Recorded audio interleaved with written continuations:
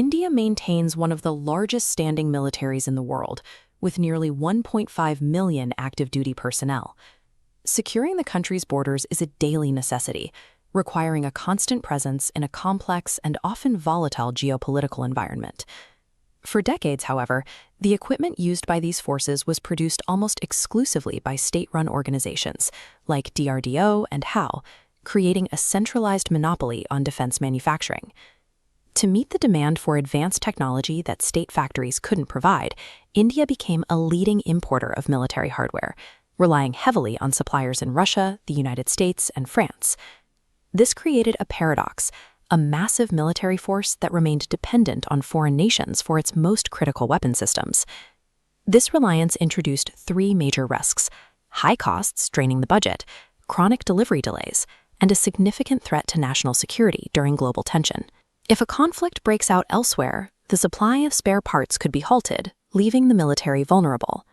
To address this, the government launched the Make in India initiative and relaxed foreign investment rules, specifically designed to mobilize the private sector. By involving major corporations, the state aims to reduce its dependence on foreign imports and build a domestic industrial base capable of sustaining the military. Tata Advanced Systems is leading the aerospace shift, partnering with global firms like Lockheed Martin to manufacture radar systems and aircraft components within India. In the maritime domain, Larsen & Toubro is engineering naval systems and submarine technology, reducing the need for foreign expertise in fleet modernization. Mahindra Defense Systems has focused on ground forces, producing armored vehicles and mobility systems designed for modern battlefield support. These large-scale private manufacturers are now providing the industrial foundation that was previously dominated by state entities or foreign suppliers. Recent global conflicts have demonstrated that relatively low-cost, disposable technology can be used to disable far more expensive traditional military assets.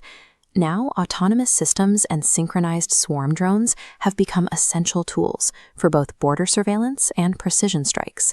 Adani Defense is moving into this space by mass-producing drones and counter-drone systems designed for high-tech warfare.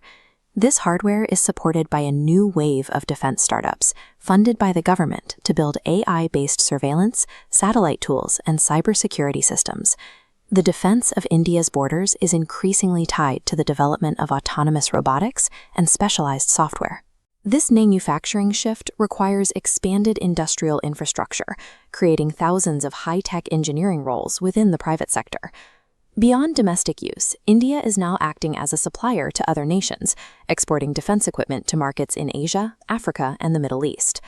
By building these systems at home, the government is using national security requirements to drive domestic industrial growth. Developing proprietary military hardware is an expensive, multi-decade process requiring significant investment in research and development. India remains dependent on foreign nations for several core technologies, including advanced microchips and high-performance jet engine technology. Furthermore, the pace of innovation is often slowed by legacy testing and approval systems that have not yet caught up to the speed of private sector development. While domestic final assembly is increasing, true independence at the component level remains a long-term goal. Amid rising global tensions, many nations are now prioritizing the security of their own defense supply chains to avoid external influence.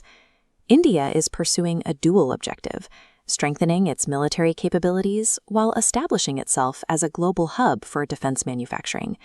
This transition changes India's role in the global defense market. By building a domestic manufacturing base, the state is reducing its reliance on foreign suppliers and tying its long-term security to its internal industrial capacity.